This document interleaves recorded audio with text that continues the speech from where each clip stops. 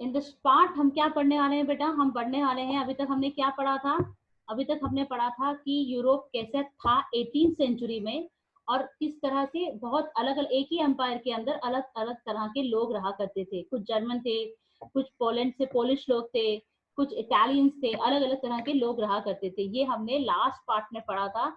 और उसके बाद हमने लिबरल नेशनलिज्म पढ़ा था। लिबरल नेशनलिज्म मैंने आपको क्या बताया था कि ये कुछ ट्रेडर्स बिजनेस क्लास आई थी। जब इंडस्ट्रियलाइजेशन हुआ था तो बिजनेस क्लास एक बनी थी, और उसने क्या करा था, लिबरल थे वो, लिबरल फ्री करना चाहते थे, फ्रीडम फॉर ऑल। तो उनके दो दो पर्सपेक्टिव थे फ्री करने के। पहला था पॉलिटिकल, अपनी कंट्री को एक नेशन स्टेट बनाना, और दूसरा था इकोनॉमिक फेयर। इकोनॉमिक फेयर में, इस फेयर में भी उनका क्या था कि उनको एक ही तरह के करेंसी चाहिए, एक ही तरह का मेजरमेंट चाहिए, ट्रेडिंग पे बैरियर्स नहीं चाहिए। इनकी कुछ डिमांड्स थी, अपने नेशन को इस तरह से देखना चाहते थे, राइट। ये आपका क्या था, आपका लिबरल नेशनलिज्म था। लिबरल नेशनलिज्म तो एक तरह के लोग थे, पर क्या हुआ, नेपोलियन हार गया। नेपोलियन 1815 में चार बड़ी बड़ी European powers, Britain, Russia, Prussia और ऑस्ट्रिया, इन्होंने मिलकर नेपोलियन को हरा दिया। ये, और जब इन्होंने हराया तो इनके जो लोग थे वो क्या थे, कंजर्वेटिव थे। लास्ट ईयर हमने पढ़ा था रशियन रेवोल्यूशन में, अगर आपको पता होगा तो। कंजर्वेटिव कौन थे, जो चेंज तो चाहते थे पर सडन चेंज नहीं चाहिए था। उनका कहना था कि मोनार्की रहने दो, मोनार्की के अंदर ही हम कॉन्स्टिट्यूशन बना देते हैं और उसको मोनार्की ही हेड रहेगा। इस तरह का कंजर्वेटिव लोग थे, जो चाहते नहीं थे कि सडन चेंज आए एक कंट्री के अंदर। तो उन्होंने क्या किया, उन्होंने बोला, ये जो कंजर्वेटिव्स थे उन्होंने नेपोलियन को हराया। नेपोलियन के हराने के बाद उन्होंने सब कुछ चेंज नहीं किया, नेपोलियन ने कुछ रिफॉर्म किए थे। इफ यू रिमेम्बर, मैंने अपने अर्लियर वीडियोस में डिस्कस किया है रिफॉर्म्स कौन से थे। सिविल कोड ऑफ 1804, नेपोलियन ने आपका सर्वडम हटाया था, सारे ड्यूज क्लियर कराए थे, सबको इक्वलिटी दिया था, वो सब उन्होंने चलते रहने दिया। उन्होंने बताया कि एक मॉडर्न आर्मी, एक एफिशिएंट ब्यूरोक्रेसी एंड एक dynamic economy and abolition of feudalism, ये सारे पार्ट जो थे, जो नेपोलियन ने रिफॉर्म्स किए थे, यूरोप के जितने भी पार्ट में उसने कैप्चर किया था, तो वहां पे ये सब चल रहे थे। ऑलरेडी एक सेंट्रलाइज एडमिनिस्ट्रेटिव सिस्टम था, उनके पास एक आर्मी अच्छी थी, उनके पास इकोनॉमी उनकी अच्छी हो रही थी, क्योंकि नेपोलियन ने यूनिफॉर्म मेजर्स लाए थे, करेंसी लाया था। फ्यूडलिज्म उसने बंद कर दिया था। फ्यूडलिज्म मतलब नौकरशाही, राइट। सर्फडम, फ्यूडलिज्म नौकरशाही, सर्फडम इज आल्सो लाइक अ नौकरशाही, मतलब मेरे कुछ अंडर में नौकर रहेंगे और मैं उनसे जो काम कराना चाहूँ उनसे करवा सकती हूँ, that too free of cost. 1815 में नेपोलियन हार गया। किससे हारा, Britain, Russia, Prussia and Austria. Napoleon को हराने के बाद उन्होंने एक ट्रीटी साइन की। बेटा क्या साइन, ट्रीटी साइन की, and that treaty was treaty of Vienna.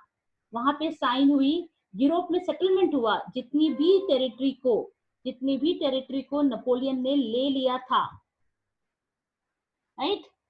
जितनी भी टेरिटरी को नेपोलियन ने ले लिया था, वो सारे डिस्ट्रीब्यूट किया इन चारों यूरोपियन पावर ने अपने लिए। अब ये क्या, ये इस कांग्रेस को किसने हेड किया, ये बहुत इंपॉर्टेंट है। इसको हेड किया Austrian chancellor duke Metternich. He was a very important man. ये ऑस्ट्रेलियन चांसलर था ड्यूक मेटरनिच, जिसने एक कांग्रेस बुलाई, उसमें इन चारों देशों के लोगों को, डेलीगेट्स को बुलाया और एक ट्रीटी साइन की। उस ट्रीटी में उन्होंने क्या बोला कि the object of undoing most of the changes that had come in Europe during the नेपोलिक war, जितने भी नेपोलियन ने चेंजेस किए हैं उसको अनडू करना चाहते थे। पहला नेपोलियन ने क्या चेंज किया था, मोनार्की हटा दी थी, ही वाज अ डिक्टेटर, उसने सारी मोनार्की हटा दी। और नेपोलियन के जाने के बाद उन्होंने बोला रिफॉर्म्स तो हम नहीं पूरी तरह चेंज करेंगे, हम क्या चेंज करेंगे, हम जो मोनार्की है वो वापस से रिस्टोर कर देंगे। तो उन्होंने बर्बन डायनेस्टी जो है वो रिस्टोर की। मैंने आपको माइंड मैप भेजा था, अगर आपने वो देखा होगा तो it looks something like this. Conservatism क्या था, conservatism, they believe in tradition, institution and custom like monarchy, the church property. वो बिलीव करते थे कि इसमें मोनार्की में चर्च का रोल है, नहीं होने दो, उनको सडन चेंज नहीं चाहिए था।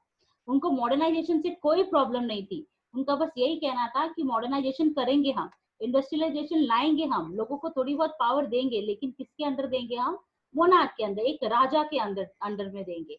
और ये मैंने अभी जो आपको बताया, treaty of Vienna signed in 1815 by the British, Russia, Prussia and Austria. इसको किसने हेड किया था? ड्यूक मेटरनिच ने हेड किया था। इसमें चेंजेस क्या हुए? जितने भी restoration of Bourbon dynasty in France, वो रिस्टोर हो गई। बोर्बन डायनेस्टी जो है वो आपकी क्या हो गई बेटा? रिस्टोर हो गई। आपका फ्रांस ने अपनी जितनी भी टेरिटरी एनेक्स की थी नेपोलियन के अंदर, वो सारी वापस से उन्होंने अपने आपस में बांट ली, और फ्रांस के बॉर्डर पे अपने बड़े बड़े किंगडम लगा दिए, जिससे कि फ्रांस चाह के भी अपने आप को एक्सपैंड ना कर सके। ये कब हुआ था? 1815। You remember this right? अभी भी नेशन स्टेट नहीं बना है, अभी भी सिर्फ वो हुआ है, पहले हुआ था कि राजा का राज था, नेपोलियन आया, नेपोलियन ने उसको कैप्चर करना शुरू किया, वॉर किया इनके साथ, कंट्रीज के साथ, उन्हें कैप्चर करना शुरू किया, नेपोलियन को इन्होंने मिलके हराया। नेपोलियन के जाने के बाद नेपोलियन ने जो भी चेंजेस किए थे अपनी टेरिटरी में, उन्होंने फ्रांस से वापस ले लिए जितने भी यूरोपियन कंट्रीज थे। The kingdom of Netherland with Belgium, south में कौन था? पिडमंट डायनेस्टी थी विद जियोना, ये साउथ में था। Prussia got a control of western part and Austria got a control of northern Italy. तो फ्रांस के चारों तरफ अभी आप जो मैप देखेंगे, यू विल फाइंड दैट कि कहीं ना कहीं ये कंट्रीज आजू बाजू लगे हुए हैं, जिससे कि फ्रांस वापस से अपने आप को एक्सपैंड ना कर पाए। उन्होंने जर्मन कॉन्फेडरेशन थे 39 स्टेट का, जिसकी हमने बात की थी अभी जोल्वेरियन में, वो 39 स्टेट्स को छुआ भी नहीं, उनको वैसा का वैसे ही रहने दिया, बाकी सब जगह मोनार्की आ गई। और क्या चेंज किया उन्होंने? सबसे पहला चेंज किया उन्होंने, एक्टिविटीज के ऊपर रिस्ट्रिक्शन लगा दिया। किसके? कौन सी एक्टिविटीज? जितनी भी आप न्यूज़पेपर में जब आप अपनी सरकार के खिलाफ छापते हैं, वो सब बंद कर दिया। आप ऐसे कोई न्यूज़पेपर नहीं छाप सकते, ऐसी कोई बुक नहीं लिख सकते, ऐसी कोई प्लेस नहीं कर सकते एंड सॉन्ग्स नहीं कर सकते, जो कि लिबर्टी ऑफ फ्रीडम की बात करता है। Liberal nationalist were active under conservatism. मैंने लिबरल नेशनलिस्ट की बात की थी, अभी उनका कोई रोल नहीं था यहाँ पे। यहाँ पे जो चेंज आया था वो पॉलिटिकल चेंज आया था। किसकी वजह से आया था? नेपोलियन की हारने की वजह से आया था। लिबरल नेशनलिज्म वहां पे चल रहा था, बहुत छोटे स्तर पे था कि लोगों को बता रहे थे लिबरल्स कि हमको भी एक नेशन स्टेट बनाना चाहिए। अभी इनके आने के बाद, इन्होंने कंजर्वेटिव्स थे, इनके आने के बाद वो सारी चीजें क्या हो गई बेटा? उन्होंने बंद करा दी। बोले कि कोई ऐसा हमारे खिलाफ, सरकार के खिलाफ कुछ नहीं कह सकता है। There are many countries, few countries in world जहाँ पे ये अभी भी चलता है। They criticize conservative order। तो ये उनका किसका काम था? ये उन्होंने किसने किया बेटा? ये किया ट्रीटी ऑफ वियना के बाद चेंजेस, लेकिन लिबरल नेशनलिस्ट वहां पे अभी भी मौजूद थे। अब एक और आते हैं, वो बात करते हैं कि रिवोल्यूशनरीज कौन हुआ करते थे। लास्ट पार्ट, रिवोल्यूशनरीज कौन थे? लिबरल नेशनलिस्ट अंडरग्राउंड हो गए, जितने भी थे, जितने भी लोगों ने ये शुरू किया था, वो सारे अंडरग्राउंड हो गए, कई कई छुप गए जाके। इन्होंने अपनी सीक्रेट सोसाइटी बनाई, किसी को पता नहीं लगना दिया, क्योंकि लोग, अगर मोनार्की को पता चलता तो वो इनको छोड़ते नहीं। इन्होंने सबने मोनार्की को अपोज किया एंड दे वांटेड कि वापस से कॉन्स्टिट्यूशन आना चाहिए। They fought for liberty and freedom. उसमें एक बहुत इंपॉर्टेंट रिवोल्यूशनरी हमारी बुक में मेंशन है, वो है Giuseppe Mazzini. He was an Italian revolutionary. कौन था? इटली का एक बंदा था, जिसके जिसके थॉट्स बहुत ज्यादा थे कि मुझे क्या चाहिए, एक नेशन चाहिए, मुझे ये पैचवर्क वाला कंट्री नहीं चाहिए, मुझे एक, जितने भी इटालियन रहते हैं, चाहे वो हाब्सबर्ग डायनेस्टी में हो, चाहे वो ओटोमन डायनेस्टी में हो, चाहे वो पिडमन डायनेस्टी में हो, उन सबको मुझे वहां से निकालना है और मेरा इटली एक नया राज्य बनाना है। He was very famous, Giuseppe Mazzini. क्या गुज़प्पी मैज़नी के बारे में उन्होंने बताया है आपको बुक में। He was born in Genoa in 1807। उसने एक सीक्रेट सोसाइटी ज्वाइन की कार्बोनरी में, उसने खुद ज्वाइन की। एट द एज ऑफ 24 उसको देश से निकाल दिया गया इन 1831। उसने फाउंड की यंग इटली इन मार्सेलिस। ये उसकी क्या थी? सीक्रेट सोसाइटी थी। उसने 2 सीक्रेट सोसाइटी बनाई, उसने खुद ने बनाई सीक्रेट सोसाइटी। सीक्रेट सोसाइटी कौन सी सोसाइटी है?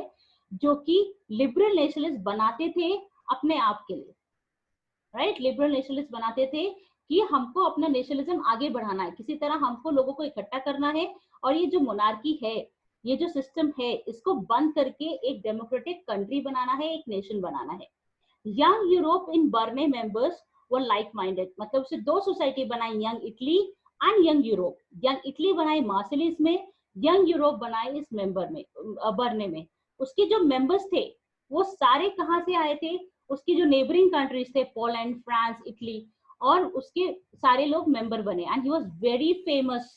इतना इतना फेमस रिवोल्यूशनरी था कि उसको देखा देखी बाहर की जितनी अलग अलग कंट्रीज में सीक्रेट सोसाइटीज बनने लगी। जब मैजनी ने बनाई तो उसका देखा देखी बहुत सारे लोगों ने सीक्रेट सोसाइटी बनाई। उसका आइडियोलॉजी क्या था, ये पूछते हैं, what was the ideology of Giuseppe Mazzini? The God has planned nation to be the natural unit of mankind. उसने बोला कि गॉड ने ऐसे ही चाहा है कि एक नेशन हो, और उसने बोला इसी बेसिस पे मुझे इटली को एक यूनिफिकेशन करना है, इटली का मुझे एक नेशन बनाना है। मैंने आपको जैसे बताया अभी थोड़ी देर पहले कि मेरा पिडमन डायनेस्टी में भी है, मेरा ऑटोमन टर्की में भी है, मेरा हैब्सबर्ग एम्पायर में भी इटली के सब जगह हिस्से हैं। तो बोलता था कि जितने भी एक सेम कल्चर के लोग हैं, जितने भी सेम लैंग्वेज के लोग हैं, इसे इसे इन्हें एक करके मुझे क्या बनाना है, एक सोसाइटी, एक नेशन बनाना है। His vision of democratic republic frightened the conservative। और उससे इतना डर लगता था कि duke Metternich finally said described him as the most dangerous enemy of the social order। He was so dangerous। तो उसको ड्यूक मेटरनिच बोलता था कि ये आदमी जो है हमारे देश के जो सोशल ऑर्डर चल रहा है वो सब बिगाड़ देगा। He was described as the most dangerous enemy of the social order। He was very like he was a big revolutionary। इतना इतना ताकतवर इटली का बंदा था मैजनी, जिसने कि पूरे आसपास की कंट्री का भी फ्रीडम के लिए वहां पे भी लोगों को नेशनलिज्म जगाया। He was one of them. अभी हम आगे पढ़ेंगे तो हम और भी पढ़ेंगे। ये फिलहाल अभी इटली के रिवोल्यूशनरी के